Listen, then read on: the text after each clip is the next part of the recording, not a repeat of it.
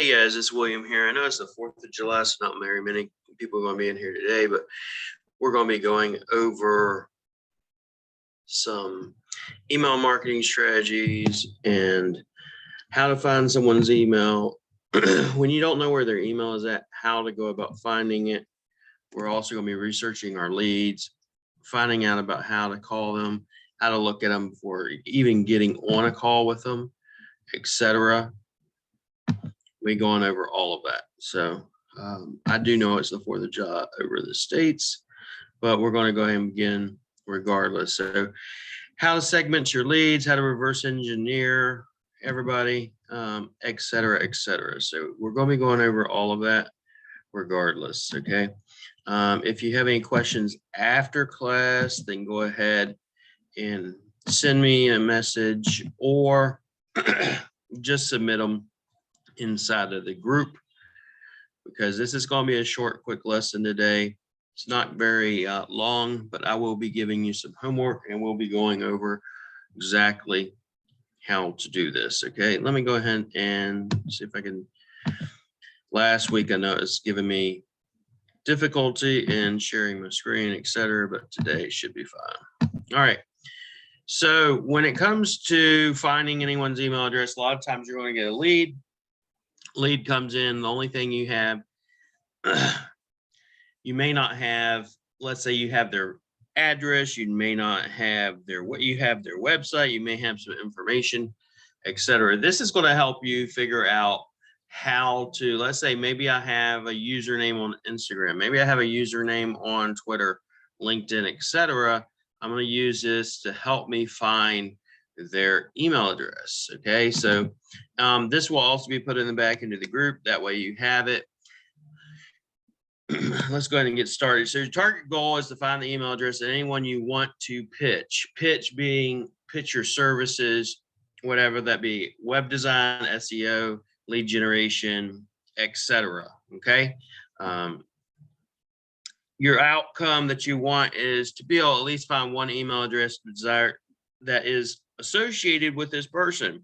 You may find multiple that is associated with that specific domain name. You may have their domain name, but you may not have their email address. So what we're trying to do is find their email address. Okay, requirements. This is where you have to be an adult. I'm not going to tell you what to do, what not to do. Okay, but you need to get in touch with your local authorities or your local state laws regarding how you can handle email communications before sending cold emails. Being able to pitch to the right person at the right time increases your chance of achieving success when you are pitching them. Also, I don't know if you have it yet, but this has nothing to do with one specific email, scraping one specific email like we're talking about today, but I also have access to Kevin's tools in which we do email mining, where I can enter in a niche, let's say roofing, and scrape all the roofers' emails in a specific given area on LinkedIn, Instagram, Facebook, etc. So if you're interested in that, let me know as well.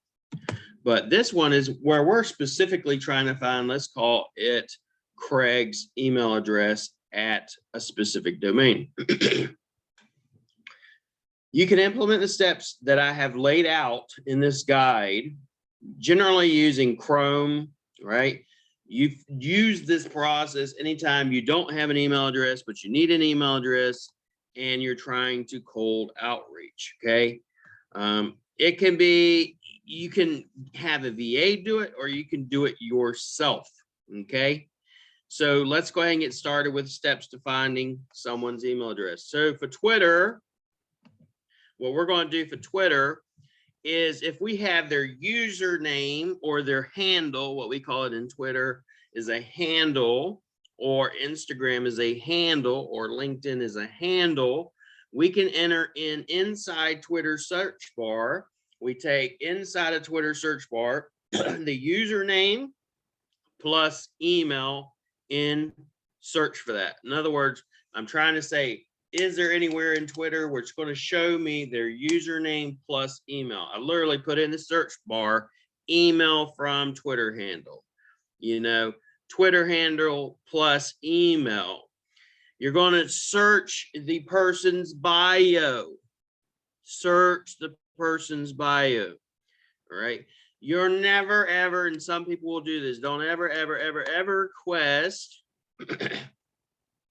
to reset a password. Yes, it will show you their email address, but it will also notify the person that someone is trying to reset their password. It is a black hat tactic. You can use it, but just be aware that when you're doing it, they're going to be notified that someone is trying to reset their password, which is not cool on any level, shape, or form. Okay.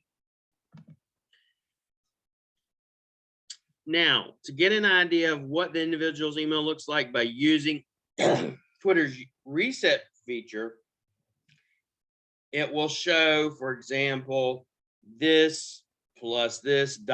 .com or whatever. It's not going to give you very much information to begin with, but sometimes you can get information out of it. Now, let's go to Instagram. When we go to Instagram, you can use Instagram's password reset feature. In Instagram's password reset feature, it will trim it down to 10 asterisks, but even though the actual domain name is 14. Okay, so we're going to have to do some more research. You're going to confirm the email address you come up with belonging to the person that you want to contact by using this tool. It is called tools.verifyemailaddress.io. Tools.verifyemailaddress.io. You're going to need this guide because this guide that I've put together has a lot of different links and tools that we use. Some are paid, some are free. You're going to go through the results to see if the email address is real. The email address, if it's not real, the result will only be bad anyway. So you don't want to mess with it. We want to find out, is it real? Is it legit? Excuse me, my throat's dry. Look for personal website. Search for the first name and last name on Google. If you cannot find what you need on Google, try firstnamelastname.com. There are lots of people that have a personal brand. If you found a personal site that's no longer available, then recover it by using what we like to call the time machine or archive.org/web. Archive.org/web is better known as the Wayback Machine, in which it will show us if a website was up and now it's down. It will show us the previous versions of said website. And it can also be used on Twitter profiles. So maybe at one point they had their information, personal information on Twitter profile and no longer there. You can use a Wayback Machine to find said information. After finding a personal website, find a contact page. Maybe their contact page does no longer exist, but if we use a Wayback Machine, we can probably find it. Look for terms and condition pages, privacy policy pages, right? We're trying to dig and find. We're not just trying to say, oh, here's a lead. Oh my God, I can't find this information. And we just leave it and it becomes cold, right? Or if you're trying to cold pitch, we're trying to find information on these people. If you cannot find a terms and condition or privacy policy page, use these search phrases in Google. You literally just take this right here, copy it, and use it, right? Site, semicolon, bar, URL bar, at, and it gives you all this right here. We're trying to find contact pages. These are search handles that we use inside Google to find information we want. We can do the same thing for backlinks and stuff like this. It's we also use it in keyword golden ratio, but we can also do it in lead generation research. We're going to look for relevant websites. Find sites that share the same server as the original website by using this tool. It is called yugetsignal.com tools, and it's /websites on web server. You're going to click it, you'll find it, open it. This is why I say you need this document. You can literally have, let's say, someone may have 2 or 3, they may have hundreds, they may have dozens of websites on the same server, and then I can find that information for the same person, because many times you'll have multiple websites. Well, guess what? Those multiple websites belong to the same owner. If I can somehow find information or contact page information for that person on one website, it is likely to be on another. You can also find websites sharing the same Google AdSense or Google Analytics account using this tool, which is domainstats.com. Okay. You then install Google Tag Assistant for Chrome to get the Google Analytics code from the original site. When you click on the plugin on any site, it will let you know if there's a Google Analytics code on the site and what's the ID. You then do a query, the ID on domain stats, which I just told you, right? Domainstats.com. Go through the results. The websites that are retrieved have a high chance of being owned by the same person. After going through the websites, go through the same process you did to see if you can find the contact details. This is specifically for cold pitching, all right? Next, find lead finding services, right? Lead finding services. Some of these are paid, some of them are not paid. Hunter.io. If you know the company where the person is at, you want to contact works, then you can also use Hunter.io, right? Hunter.io will scroll and find the actual email address of the company. Okay, you're going to see their email. You can just create a free account. They also have paid versions, right? Now, there's also Rocket Reach. Rocket Reach is awesome as well. No, I don't have affiliates and none of this shit, so don't need to have it. Just make sure you have these links. If you can't find the person you're looking for on Hunter.io, then next best place I would look is rocketreach.co. Use different criteria such as their name, their keyword, their location, their job title, employer, education, etc. on this website to try to find it. Another one, a lot of these tactics we're talking about is, if you will, gray hat, some maybe even black hat, to find their information, all right?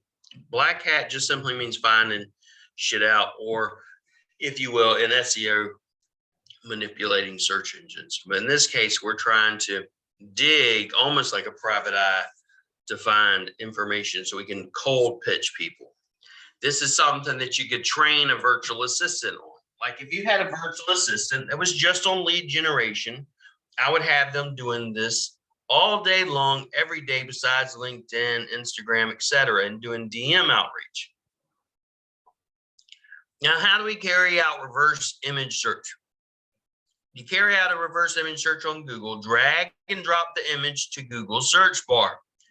Drag and drop the image to Google search bar, then click on all sizes. You'll see a list of the pages that have the same image, right? You can do the same thing on Bing. You'll see a list of pages that have the same image. You can do the same thing on Tiny. You can do the literally, okay, when it gives you, it's going to give you your image results of the same image. And from there, I can go, okay, what websites have this person's image on it? And I can go and see if they have contact pages, privacy pages, etc. That way I can dig and find this person, right? Here are some search operators to finding someone's email address, their CV, their resume, contact page, curriculum vitae. All right. Search operators, how to use them. You go to google.com.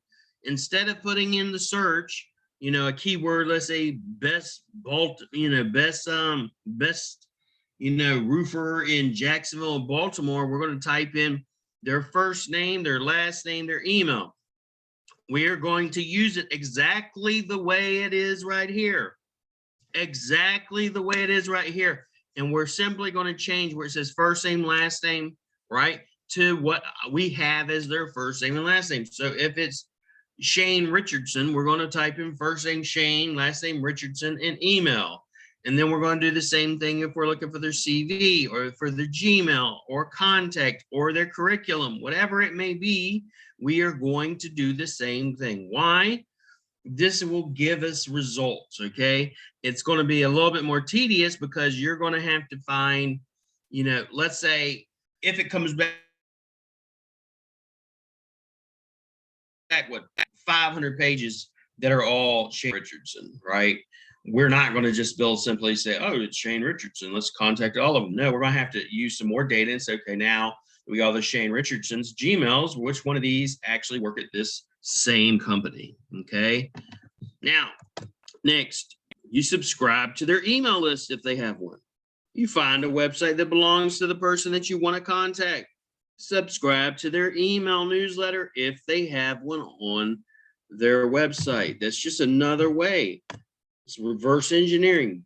Finally, guess their email. If you're trying to find a professional email address, let's say you're looking for a common pattern field, right? If you don't get any results, you may use the first name dot last name at gmail.com. This is one of the most widely used formats, right? It's not ideal because you're sending the email to the wrong address or another person, right? Verify the email address is deliverable. Or maybe it's, you have it, let's say rankfortress.com and you didn't know it was William Jones. Maybe it's, Shirley. And you think, hey, maybe Shirley has an email address at rankfortress.com. You go Shirley at rankfortress.com, right? Those are some of the steps that we're going to take to find someone's email address. Now, there are many reasons why you might be searching for a specific email address. You may, in just this case, cold email. You may want to pitch as an influencer. You may want to make a collab or collaborate with somebody. Not just looking to sell something, but actually collaborate with them. But the end result is the same. I'm trying to find someone's email address. Why? So I can contact them. I'm simply wanting to contact these people. That way I can cold pitch them. Once again, Kevin's tool, which is called Email Scraper, which I have, right, is not for cold pitching just one person. This is actually, you're looking for one specific email. Kevin's tool is scraping, let's say 500 or 1,000 emails, and you're emailing people every day and you don't care who the hell they are. Okay. I do have access to that if you want it, Now let's go on to one more thing we're going to be covering today. Let me see if I can get it. So, and I've talked about this before, and it's on reverse engineering your competitors' email marketing. Reverse engineering your competitors' email marketing. Because some of you're like, oh my God, how can I reverse engineer my competition? I don't have email templates. I don't know even how to write email templates. And I've said this before. How do you get successful? It's very easy to get successful. You get successful simply by copying what other people are doing. It's simple.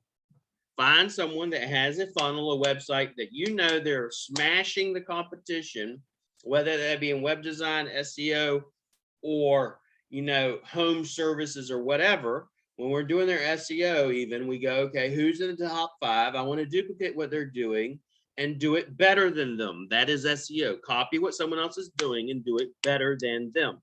Same thing with email marketing. Russell Brunson talks about this. Find someone that is doing or selling a service that you are doing. Clone what they're doing. Do it better than them, right? And how do I do that? I find their funnels or their website. I subscribe to their email list. A lot of times people say, I am just as good as this person. Well, the problem with that little theory is if you were as good as this person, you would be making as much as them, you would be successful as them. And the fact that you're not tells me you are not as good as them. You might be as good as SEO, you might be as good as web design, you might be the best plumber in the area, but guess what? Their marketing is on point and therefore they make more money than you. They can actually be not a really great SEO or not a really great plumber. But if their marketing is on point, what you're seeing above, if you will, the water, you're only seeing the tip of the iceberg and you're not seeing what's below the water. What's below the water is their marketing, their email sequence. And in this one, we're going to talk specifically about their email marketing strategy and how do we reverse engineer. It's real simple. Your target goal is to reverse engineer their marketing strategy. Your desired outcome is going to be finding out what's their messaging, what's their marketing, what are they pitching, how are they pitching it, how many links are they using in email addresses, etc. There's no requirements to do this, none, right? It's very important because you may not be as successful and you want to find out why. Why? Because their marketing will be on point, right?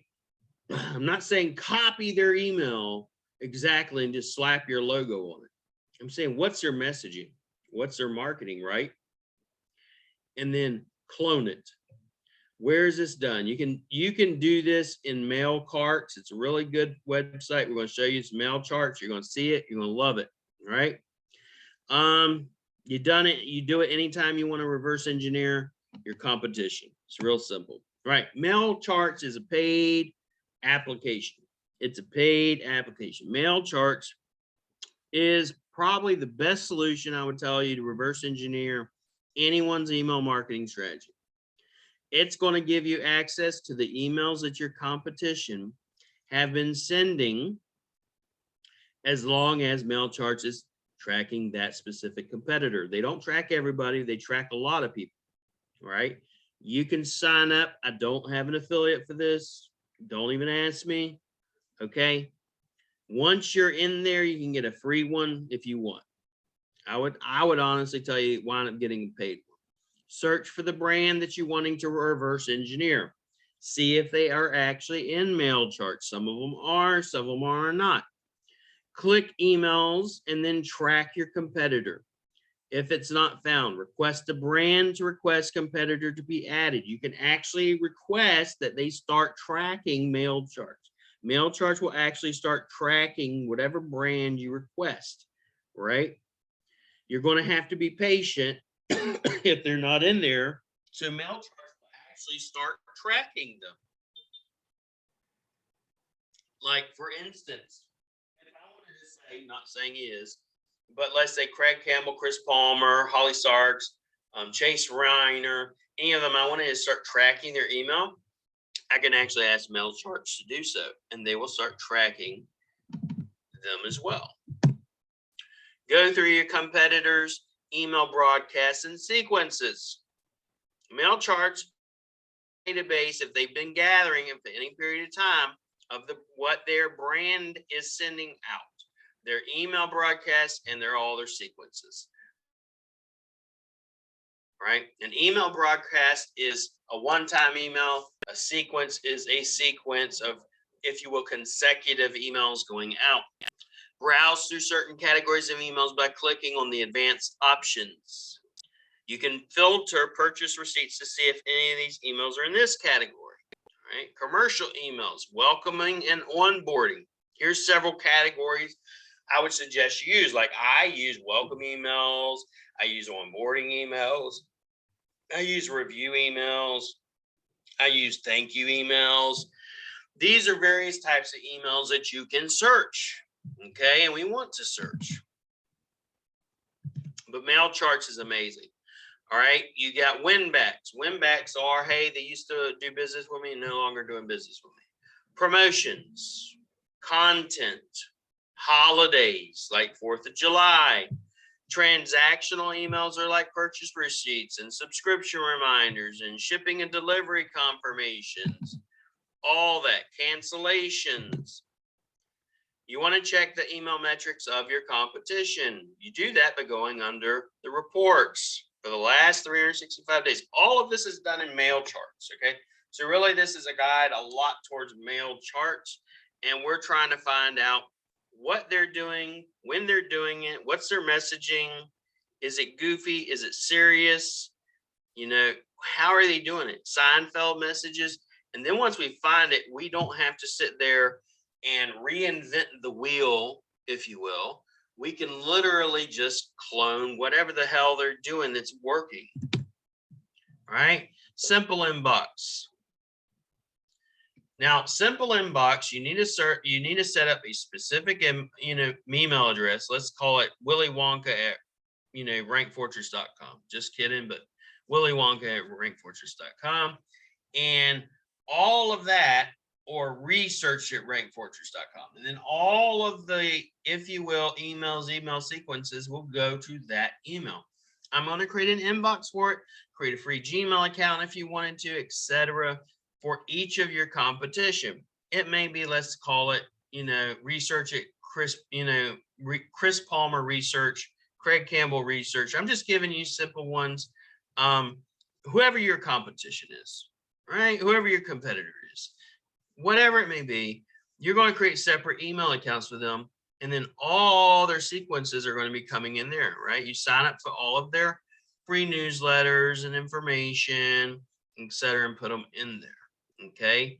If you want to sign up for different times to see your competitor runs A/B split test, you can literally break it down to anything you want. You're going to set up automated labels inside of Gmail for those incoming emails. All right. And this goes through it, how to do it, etc., inside of Gmail.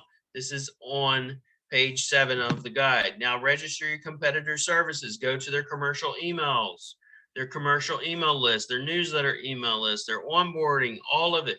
I've literally, and Russell Brunson talked about, literally go into their funnel, go into their website, buy a service from them. Yes, buy a service. There are people, Chris, it's like, I remember Russell talking about, he's spent thousands of dollars on his competition buying their service just to get, what is the email they send right after I buy? What's this email? What's this? What's kind of sequences they're putting me in? If you really want to beat somebody, this is what you're going to have to do. And the rest of the guide, pretty much goes over it. How can you summarize your findings? You have a little audit report once you're done, and you literally inside Excel go, okay, what's the reoccurring call to actions in their funnel? Like on LinkedIn, what are they telling me? What are the promotions they're pushing? What is the content they're pushing on each of the channels, whether that be LinkedIn, Facebook, email, website? What are they pushing? What type of offers are they pushing out there? Are they pushing a course? Are they pushing review services, reputation management, social media management? What are they pushing? How are they stacking their offers? Okay. Now, automation. Does the competition use automation?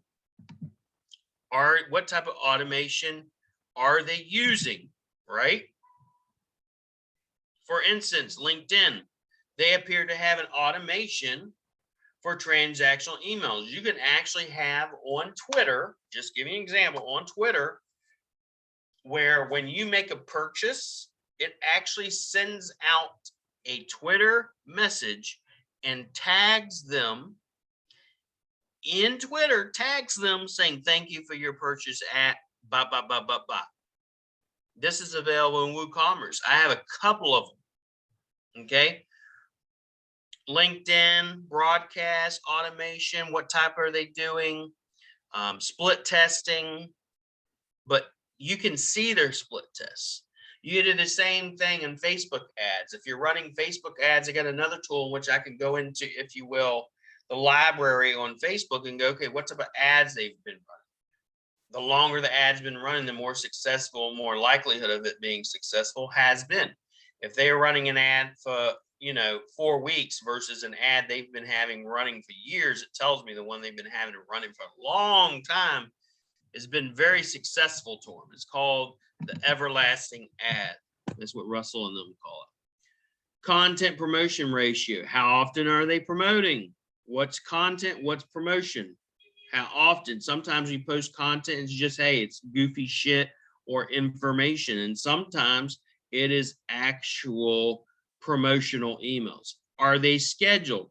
How often are they scheduled? Are they scheduling their content going out daily, weekly, monthly? How often? This is all the stuff we want to see, right? Just FYI, none of this, it's all, I'm just trying to give you an example of what we would do. This is how we're going to find information we're looking for. If we're looking for information, or then on top of it, we're trying to find out what the hell is our competition doing, and we want to get a gist of it, this guide is shown to show you just how to do it. All right. This is imaginary. So it's my black hat disclaimer, which you saw at the very end of it. You take all your information that you found and put it in an Excel sheet. Now we go, okay, now I know exactly how to beat these people that keep stomping me into the ground, even though I'm better at SEO than them, or I'm better at web design, or I'm a better marketer. Now I know why they're beating me, because instead of just looking at the iceberg that's on above the water, I can see what's below the water. That's where most people really screw up. They think they're better than somebody, and then they don't look at what's below the water. There are 3 books I'm going to tell you guys that you get, especially if you're doing sales calls. One is Influence, The Psychology of Persuasion by Robert Cialdini. He is, from what I remember, he is an ex, if you will, FBI, and he was into psychology and persuasion. It's one of the best books out there. Another book, it's one of these, in this book, these books I'm telling you, I've read a long time ago, but I still read them. Another one is by Nathaniel Branden, 6 Pillars of Self-Esteem. It's one of the best books, I think. Even if my son, I want him to read it, but I would prefer most of you read this. It goes through how to develop your self-esteem, because one of the things I found, most people, why they don't produce content, why they don't go on YouTube, why they don't go live, why they don't put themselves out there, is they're scared. And this is just a fact. The moment you start putting yourself out there, the moment people start judging you and putting you down. It's just a fact. It's the way it's going to be, and you got to get used to it. But if your self-esteem is where it needs to be, you won't really give a shit. Okay, so that's Nathaniel Branden. It's called The 6 Pillars of Self-Esteem. It's a really good book, and I love it. The next one that I'm going to tell you guys to get, it is called Influence is Your Superpower. Remember, I've asked you guys, I said, what is your superpower? This is something you need to define. I'm not going to answer it for you. Well, your superpower should be influence. Influence is me building up an audience to the point in which I can go, hey guys, I have this book. It's $500, and a percentage of my audience is going to go buy it. That's the power of influence. That's what it means to be an influencer. All right. This book is called Influence is Your Superpower by Zoe Chance. It's a nice, bright yellow book. It's the science of winning hearts and sparking change and making good things happen. It's the ability to sell, or not just sell, but affect people. You can even look at Hitler. You can look at, all these other dictators and stuff and say, they had influence over people. It was just a bad influence, right? They had the ability to influence or orientate a message, and people listened. So those books are the books I tell you this week. I definitely would like for you guys to get 6 Pillars of Self-Esteem, Influence is Your Superpower, and Influence the Psychology of Persuasion. So guys, if you have any questions, drop them inside of the group, and I will be posting this replay later on today, and I will talk to you guys soon. I appreciate it. You guys be blessed and have a great day.